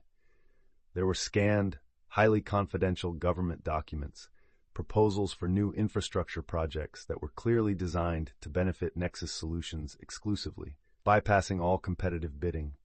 But most chilling were the communications logs concerning political opponents. Not just smear campaigns, but outright disappearances. Coded messages about problematic trees needing to be pruned or uprooted. One particularly gruesome set of files detailed the systematic silencing of a prominent journalist who had begun to investigate suspicious land deals. The digital ledger was a living, breathing testament to Rivas's monstrous ambition, his utter ruthlessness. He found the specific files relating to Raphael. Emails, internal memos, manipulated financial reports. Rivas had been meticulously building the case against the governor for months, planting false evidence, creating a web of manufactured accusations designed to ensnare and politically cripple him. Raphael's name appeared repeatedly, always in the context of being removed, neutralized, replaced. Rivas wasn't just framing Raphael, he was dismantling the Vargas legacy from within, intending to absorb its power and influence into his own burgeoning empire. The download bar reached 80%, then 90%. Arnaldo felt a surge of grim satisfaction, but it was quickly overshadowed by the sheer horror of what he was witnessing. This wasn't about saving his brother anymore. It was about stopping a monster. Rivas was a cancer, and the Vargas family, even with its own dirty hands, was just a small part of his insidious plan for Veridia. 98%, 99%, complete. Arnaldo snatched the secure drive from the port. He felt a profound sense of both relief and dread. He had it, the proof. But even as the thought formed, a piercing, high-pitched wail erupted. Not from the server itself, but from somewhere overhead, a klaxon blaring through the soundproofed walls, echoing off the metal racks. A harsh, flashing red light, previously invisible, began pulsing from the ceiling. An alarm. He froze, his heart slamming against his ribs. A timed security sweep, a motion sensor in a secondary zone? Or had his access to Nexus Prime triggered a silent alarm connected to Rivas's central security? It didn't matter. He was caught. He spun around looking for the door. It remained closed, heavy, menacing. He tried the hidden keypad, but it was dead, the green glow gone. Trapped. He was caught. The steel door, unyielding and dead to his touch, sealed him in this digital tomb. The hum of the servers, once a monotonous background, now vibrated with a predatory energy, a pulse echoing the frantic thud of footsteps rapidly approaching his position. A muffled shout, then another, confirmed what Arnaldo already knew. The Serpent's fangs had found their prey. Yet, as the final clicks of the data transfer confirmed the files were secure, a defiant spark ignited within him. He was trapped, yes, deep within the club's labyrinthine heart, but this was Ross's labyrinth, a place Arnaldo had once helped to design. The evidence was theirs, the truth undeniable, but it meant nothing if it remained within these walls. Every fiber of his being screamed to run, to fight, to simply survive the next few moments. But beyond the immediate terror of capture, Arnaldo saw the bigger picture. Raphael's bold gamble, the fate of Veridia, all hinged on this data, on his escape. The Serpent's nest had closed around him, but the game was far from over. It had merely moved from the shadows of this server room to the unforgiving glare of the city's political stage, a frantic race against time that was only just beginning. Chapter 6. The Governor's Gambit. The deafening shriek of the alarm was a physical blow, vibrating through the cold steel floor as the approaching footsteps pounded a frantic rhythm outside the vault. Arnaldo's breath hitched, every instinct screaming at him to find a way out, to make this labyrinth he once knew so well yield its secrets one last time. His eyes, wide with a terror he hadn't felt since childhood, darted from the now locked steel door to the network of cables above, his mind already racing through the blueprints he'd committed to memory decades ago. This wasn't just a server room, it was a trap, and he knew exactly how it had been built. He scrambled, the encrypted drive still hot in his hand, towards the farthest corner of the server room. The insistent blare of the alarm was a physical presence, pressing down on him, amplifying the frantic thudding of approaching boots. He didn't have much time. His gaze swept the sterile space, a sterile hum accompanying the alarm. There, above the main server racks, where the conduit for the primary fiber optic cables snaked into a thick bundle, a small access panel. It was just large enough for maintenance, too small for a man of average build to squeeze through comfortably. But Arnaldo was lean, and desperation lent him an unnatural flexibility. He fumbled for his small, multi-tool, fingers clumsy with adrenaline. The metal screeched as he pried open the panel, dust motes dancing in the dim emergency lighting. The gap was tight, no more than 22 inches wide. He could hear voices now, muffled but distinct, right outside the vault door. They were trying to breach it. "He's in here! Override the lock!" a gruff voice commanded. Arnaldo shoved the encrypted drive deep into his inner jacket pocket, praying it was secure. He squeezed his head and shoulders into the opening, grunting with effort. The cold metal of the conduit pressed against his ribs, and for a terrifying second he thought he was stuck. He pushed harder, propelled by the raw terror of capture, his breath rasping. His hips cleared the opening with a final painful scrape.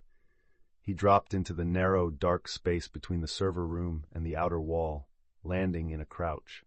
It was a maintenance shaft, rarely used, a forgotten artery in the coil's meticulously planned anatomy.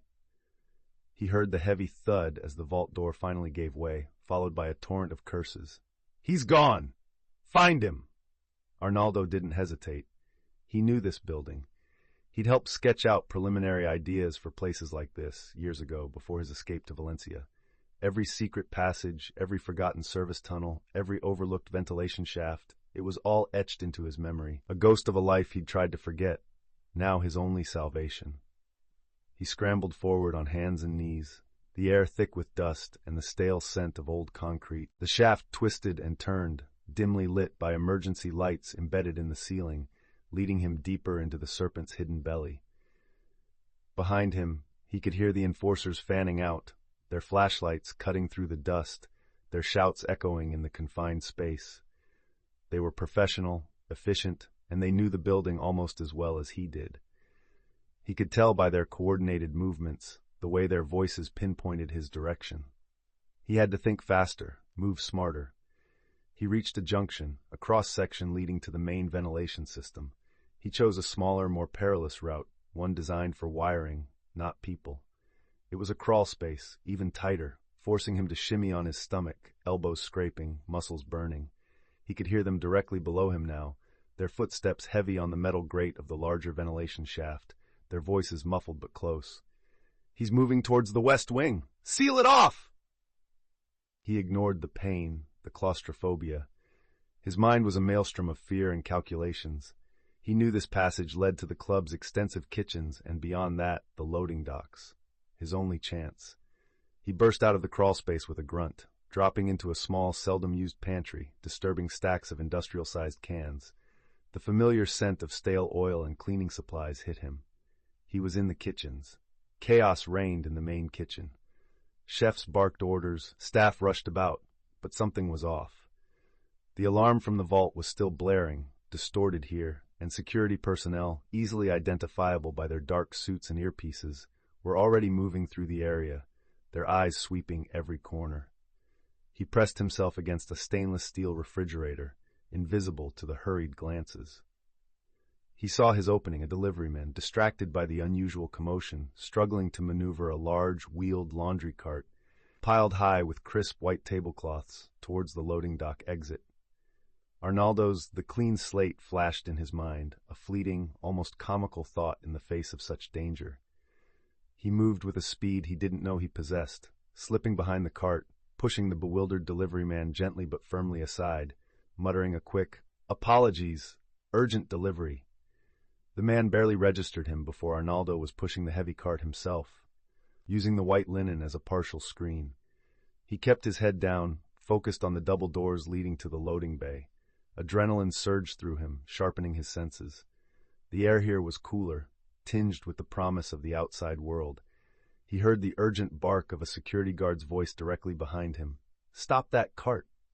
Arnaldo didn't look back. He burst through the doors, the fresh, pre-dawn air hitting him like a shock.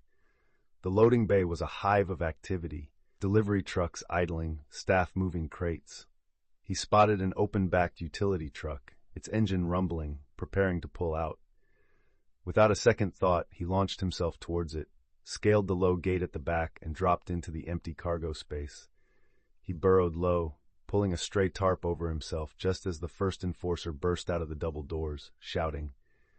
The truck lurched forward, slowly at first, then gaining speed as it merged onto the deserted street.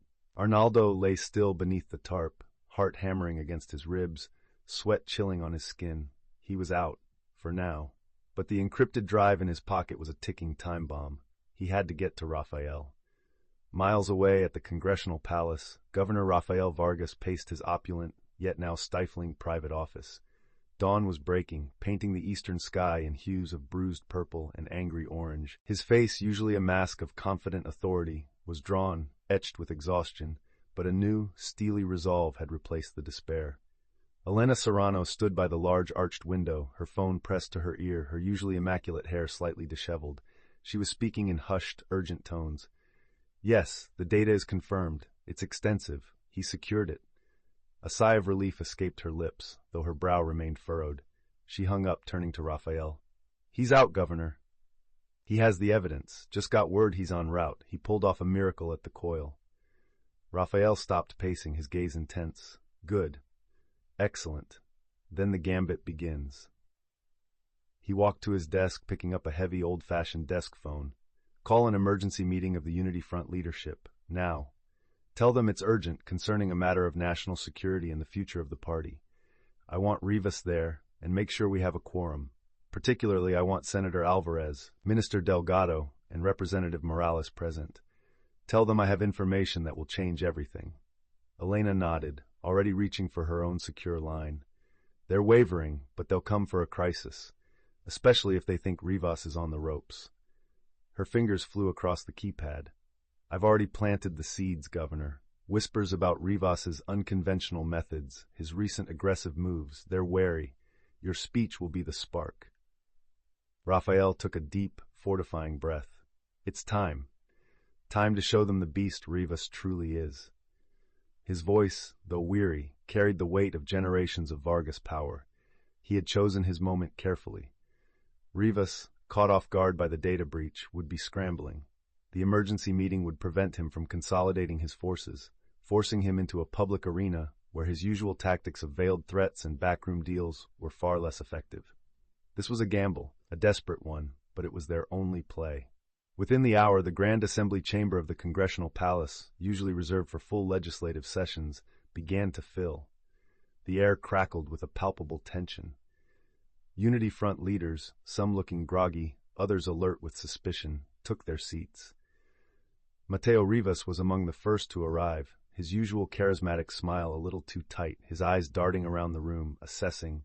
He carried himself with an air of contained menace, a predator sensing a shift in the wind. Elena Serrano moved through the room, greeting allies, exchanging clipped, meaningful glances. Raphael entered, flanked by a handful of loyalists, his posture straight, his gaze unwavering as he met Rivas's cold stare across the room. He walked to the central podium, the marble floor echoing his steps. A hush fell over the chamber. "My esteemed colleagues," Raphael began, his voice calm, resonant, belying the storm raging within him. "We meet at a critical juncture for our party, and indeed for Veridia itself." He paused, letting the words hang in the air. For months, perhaps years, a shadow has fallen over the Unity Front, a shadow of unspoken truths, of ambition that has strayed from our founding principles. We have seen projects inexplicably delayed, funds inexplicably diverted, and our nation's resources exploited not for the betterment of our people, but for the enrichment of unseen entities. His eyes subtly swept over Rivas, who remained impassive, a slight, almost imperceptible tremor in his jaw the only tell of his growing unease. Some among us have allowed themselves to be blinded by false promises, by the allure of power that does not serve Veridia, but corrupts it. They have siphoned off our nation's wealth, trafficked in human suffering, and silenced those who dared to question them. A murmur rippled through the chamber. Raphael was not naming names, not yet, but the implication was clear. Rivas's face was tightening, his charismatic veneer cracking. He leaned forward, his voice a low, dangerous growl, cutting through the rising whispers. "Governor," Rivas interjected, his voice superficially polite, but laced with venom. "Such accusations without evidence are reckless. You speak of silencing. Perhaps those who question too loudly, who undermine party unity, find themselves isolated. Their families, even, find it difficult to maintain their positions." His eyes, cold and hard, met Raphael's, a chilling, veiled threat. It was a clear warning. "I know about your brother. I know about your family. Push this, and there will be consequences." Raphael's jaw tightened, but he held Rivas's gaze, defiance blazing in his eyes. He opened his mouth to speak, to deliver the crushing blow, but before he could, the heavy oak doors at the back of the chamber burst open with a resounding crack. Every head snapped towards the sound. Arnaldo Vargas stood in the doorway, framed by the pale light of dawn filtering through the outside windows. He was disheveled, his suit jacket torn, his hair askew, a faint smear of grease on his cheek. He looked like he'd been dragged through a wringer, but his eyes, though bloodshot with exhaustion, burned with a fierce, triumphant light. In his outstretched hand, held aloft like a sacred artifact, was the small, encrypted drive. "He's here!" someone shouted. Chaos erupted. Gasps, exclamations, the scraping of chairs. Rivas's face, for the first time, lost its composure. A flash of pure, unadulterated fury crossed his features, quickly replaced by a desperate, calculating resolve. "Security!" Rivas roared, pointing a furious finger at Arnaldo. "That man is a trespasser. He's a known associate of criminal elements. Arrest him! Silence him!" Security guards, already on high alert, began to move towards Arnaldo, hands on their holstered weapons. But Raphael, quicker than anyone anticipated, stepped forward, his voice cutting through the din. "Hold!" Raphael's voice boomed, imbued with the full authority of the governor. "This man is Arnaldo Vargas, my brother. He brings the evidence of the very corruption I speak of, the truth, Mateo, that you tried to bury." Arnaldo walked slowly, deliberately, down the central aisle, his gaze fixed on Rivas. He held the drive higher. Elena Serrano, with a subtle but crucial nod, activated an overhead projector, its beam hitting the large screen at the front of the chamber. Several of the wavering Unity Front allies, including Senator Alvarez and Minister Delgado, stood up, their faces a mixture of shock and dawning comprehension. Elena had ensured their presence, their potential support. This drive, Arnaldo's voice, though a little hoarse, carried across the stunned silence, contains the digital ledger, the records of Nexus Solutions, your shell companies, Rivas, your human trafficking, your weapons deals, your siphoned billions, and your meticulous plot to frame the governor and dismantle the Vargas legacy. He reached the podium, placing the drive on it with a definitive click. Rivas lunged forward, a raw, animalistic snarl twisting his lips. "It's a fabrication, a desperate lie." But before Rivas could reach the podium, two of Raphael's loyal security detail, positioned subtly by Elena, stepped in front of him, blocking his path. Senator Alvarez, finding his voice, boomed, "Let us see the evidence, Governor. If what he says is true, this is treason." Mateo Rivas was gone, but the echo of his chilling promise reverberated through the stunned silence, a toxic cloud settling over the shattered political landscape. His retreat was not a surrender, but a strategic repositioning, leaving behind a battlefield laced with the invisible threads of his deeply embedded network. The immediate battle might have been won, but the far deadlier war he swore was coming, a war for control, for revenge, for the very future of Veridia, had only just begun to truly unfold. Arnaldo, leaning heavily on the podium, felt a profound weariness deep in his bones, yet beneath it, a nascent purpose flickered, brighter and more insistent than any desire for escape. The gilded cage he had so desperately tried to flee now felt less like a prison, and more like a fortress from which to fight. The immediate threat to Rafael was averted, but the true fight for Veridia and for the soul of the Vargas family would not be won in grand pronouncements, but in the quiet, arduous work of dismantling shadows and rebuilding trust. For Arnaldo, the path ahead was clear. The time for hiding was over. The time for healing and for a different kind of war had begun. Chapter 7, A New Horizon. The pre-dawn quiet that settled over Ciudad Solara hours after Mateo Rivas's furious exit from the Congressional Palace was a deceptive thing. The immediate battle might have been won, the digital ledger exposed, but the political battlefield, still echoing with Rivas's chilling promise of war, remained deeply fractured. For Arnaldo, the profound weariness in his bones now wrestled with a burgeoning resolve, a new purpose that had ignited in the crucible of his public confrontation. He found his brother Rafael not at the palace, but back at La Hacienda Vargas, in the quiet solitude of the study, the first rays of morning struggling to pierce the thick drapery. The true fight for Veridia, Arnaldo understood, would begin here, away from the blinding glare of public spectacle, in the quiet, arduous work of dismantling shadows and rebuilding trust. For him, the time for hiding was truly over. Several days later, a fragile, almost artificial calm had descended upon La Hacienda Vargas. The high-tension hum of the immediate crisis had subsided, replaced by the hushed movements of staff and the distant, muffled sounds of a city in political upheaval. Arnaldo found Rafael in his study, as he often did these days, sifting through stacks of documents, the air thick with the scent of old paper and fresh coffee. Rafael looked profoundly weary, the dark circles beneath his eyes deeper than before, yet there was a new flinty light in them, a resolve that had been absent for weeks. The framing charges had been nullified, his name publicly cleared of embezzlement, thanks to Arnaldo's dramatic intervention, but the political fallout was immense.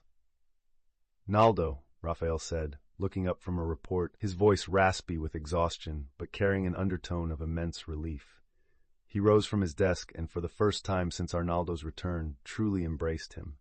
It was a tight, bone-deep hug, devoid of the usual Vargas formality. "I don't know how to thank you. You saved my life, my career, everything." His voice broke slightly on the last word. Arnaldo returned the embrace, a warmth spreading through him that was both unfamiliar and deeply comforting. "You would have done the same for me, Rafa, and besides, I owed it to myself too, to face what I ran from." They settled into the worn leather armchairs near the cold fireplace, the vastness of the study feeling less like a cage and more like a sanctuary now. "The Unity Front is in chaos," Rafael admitted, running a hand over his tired face. Rivas's public unmasking was shattering. The party, the nation, everyone saw the truth. He's been suspended, his assets frozen, but it's just the beginning. His network is deep, embedded like a cancer in every layer of our economy. He won't be brought to justice quickly, and the power vacuum, it's dangerous. Arnaldo nodded. "He's a hydra. Cut off one head and two more sprout. We knew that." "Precisely. And his supporters, those he bribed, those he blackmailed, they're scrambling, loyalties shifting like sand. But there's also an opportunity." Rafael leaned forward, a spark of his old fire igniting in his eyes. "Many are appalled. They see the need for genuine reform. I'm weakened, yes, but also hailed by some as a brave reformer, an unlikely champion. It gives me a platform to clean house, to truly reform the Unity Front from within, to rip out the rot that our father, inadvertently or not, planted." He paused, looking at Arnaldo intently. "And I need your help, Naldo, not just for this immediate crisis, but for the long haul." Arnaldo raised an eyebrow, a familiar skepticism touching his lips. "My help? From the shadows, as before? Raphael shook his head slowly. No, not just from the shadows. I've seen your keen eye in action, Naldo. Your ability to see what others miss, to uncover hidden truths, to navigate the labyrinth of this family and this city. You understand the old ways better than anyone, precisely because you rejected them. You're uncompromised. Your loyalty, it's unwavering, even when you hate it. A faint smile touched his lips, which for a Vargas is a rare and precious thing. He picked up a finely bound leather folder from the low table between them, its pages still crisp. I want to offer you a formal position in my administration. Not in the public eye, not if you don't want it, but something significant. A special advisor on internal reform and oversight, or perhaps even cultural projects, given your original passion for design. A role where your unique perspective, your keen eye, can be formally applied, where you can truly help me dismantle Rivas's legacy and build something better for Veridia. Raphael's gaze was earnest, hopeful. It's an invitation, Naldo, to fully rejoin the world you fled, yes, but this time it would be on your terms. To use your talents not for personal gain or escape, but for something truly meaningful. To help us clean up the Vargas name, for real. Arnaldo felt the weight of the offer. For decades, he had defined himself by his distance from this world. Now his brother was inviting him back, not into a gilded cage, but into the crucible of change, asking him to shape the future. He considered it for a long moment, the hum of the hacienda around them, the ghost of his past life in Valencia, a distant whisper. He knew he couldn't return to the laundrette, not now. But a formal role. That was a different kind of visibility, a different kind of commitment. His gaze drifted to the ancient portraits on the wall, men and women whose power was built on shadows. He wasn't like them. He never would be. Later that afternoon, Arnaldo found his way to Aunt Sophia's secluded sitting room, a space steeped in the scent of lavender and ancient history. She was seated by the window, a thin shawl draped over her shoulders, her eyes, though clouded by age, still remarkably sharp. The pale light filtering through the lace curtains made her seem almost ethereal, a living embodiment of the hacienda's long memory. She looked at him, a knowing smile playing on her lips.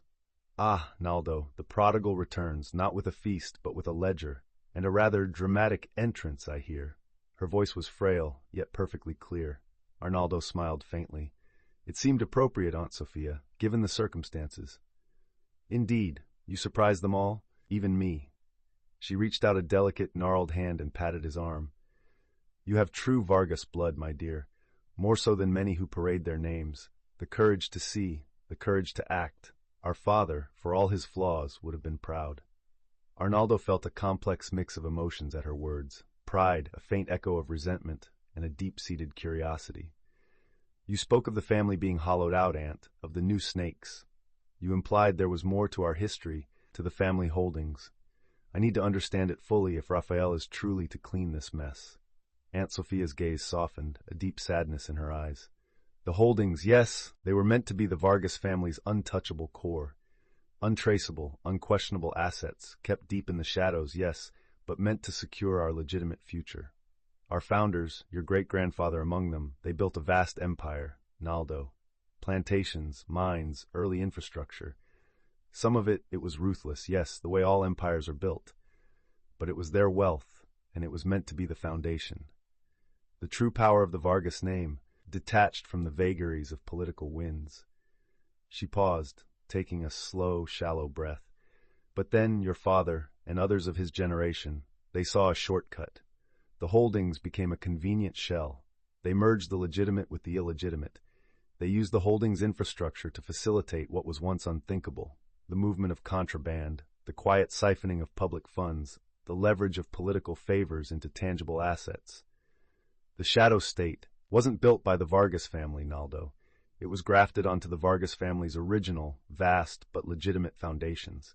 It festered quietly for decades, drawing strength from our roots until it became indistinguishable from the tree itself. Arnaldo listened, a cold knot tightening in his stomach. He had suspected, but to hear it so explicitly, confirming the sheer scale of the corruption, the insidious way it had intertwined with his family's very essence, was chilling. So Rivas, he simply took advantage of what was already there? He used our father's system against Raphael? Precisely, Sophia confirmed, her voice gaining a surprising strength. Rivas understood it better than anyone. He didn't build the shadow state. He mastered it. He expanded its reach, escalated its depravities. He used the very conduits your father created for his secret wealth to move his vile cargo. He saw the cracks in the foundations of the old order and exploited them, turning our own legacy into a weapon. She looked at him with an intensity that belied her years. You ask how to sever these ties, how to truly clean. It is not enough to simply expose Rivas. You must understand the source. The shadow state feeds on secrecy, on the unquestioned authority of the old names, on the pervasive fear it instills. To truly cleanse, you must shine light into every hidden corner. Not just Rivas's crimes, but the very mechanisms that allowed him to flourish. You must dismantle the conduits, the shell companies, the systems that enable such corruption. Every single one. And that means, it means turning over every stone, no matter how uncomfortable the revelations beneath it might be. Her eyes seemed to pierce through him, connecting him to the ghosts of the past. It will demand sacrifice, Naldo, not just from Raphael, who will have to lead the public charge, but from all of us. The family's reputation will be dragged through the mud. Wealth will be lost. Some will resist violently. True cleaning means stripping away everything that has allowed the darkness to thrive, even if it means exposing the complicity of those who came before. Even if it means the Vargas name, as it has been known, must be, for a time, tarnished. Only then can it be truly reborn. She reached out and clasped his hand, her touch surprisingly firm. You have seen the true face of the Serpent, and you have found your courage. Remember what I told you before. Your mother, she knew the price of silence. Don't make her mistake. Be the one who truly cleanses. Be the new horizon. Arnaldo held her gaze, a profound sense of purpose settling over him. He understood now. The family's true power wasn't in hidden wealth, but in the ability to finally dismantle the very system they had, however inadvertently, helped to create. It was a daunting task, a generational one, but for the first time, he felt a strange sense of belonging to it. A Vargas, yes, but a different kind. Days later, Arnaldo stood on a high vantage point, overlooking Ciudad Solara. The city spread out beneath him like a sprawling tapestry woven from steel, concrete, and ancient stone. The air was warm, vibrant, filled with the distant thrum of traffic and the murmur of life. He had spent the morning walking, letting the city's rhythm seep into him, weighing Raphael's offer against Aunt Sophia's stark warnings and his own evolving sense of self. Raphael's offer had been generous, compelling even, a chance to wield influence, to genuinely shape the future of Veridia. For a fleeting moment, he had imagined himself in those marble halls, advising his brother, a silent force guiding true change. But then he remembered the oppressive weight of the hacienda, the constant scrutiny, the public glare. That wasn't him. He worked best in the shadows, yes, but not the shadows of power, rather the shadows of anonymity, where his keen eye could observe without being observed. Aunt Sophia's words echoed louder. To truly cleanse, you must shine light into every hidden corner. That was his role. Not in the public eye, but as a meticulous, almost forensic architect of reform. Raphael needed to be the public face of change, the one battling in the legislative chambers, rebuilding trust. Arnaldo, however, was better suited to dismantling the intricate, invisible structures of corruption from the inside out, applying the same precision he once used for elegant interiors to the dirty, hidden mechanics of the shadow state.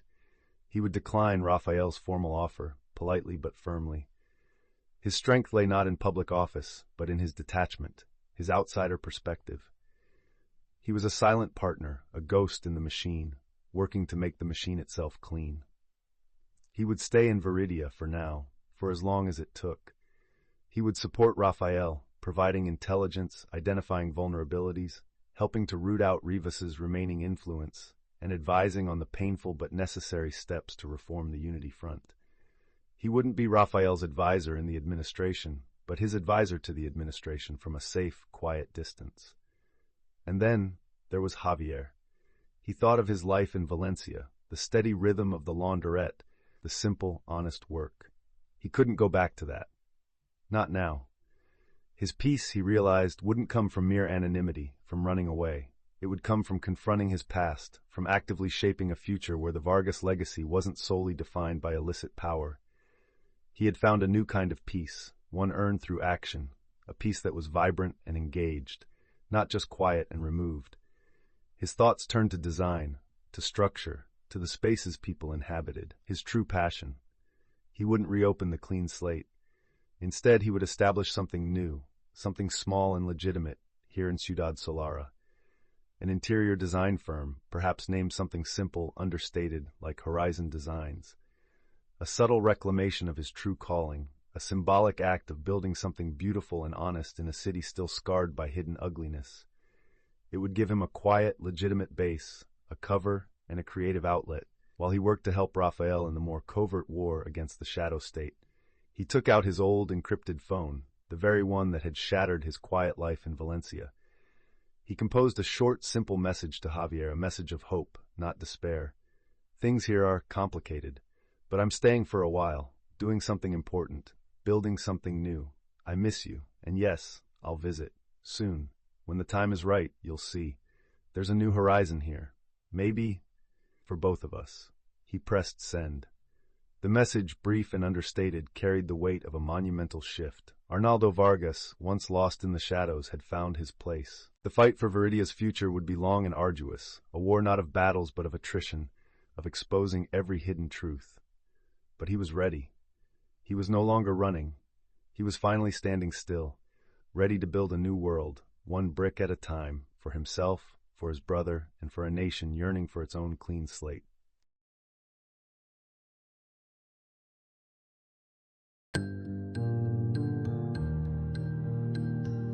If you enjoyed this audiobook, a like and subscription to Soundscape Books would mean a lot.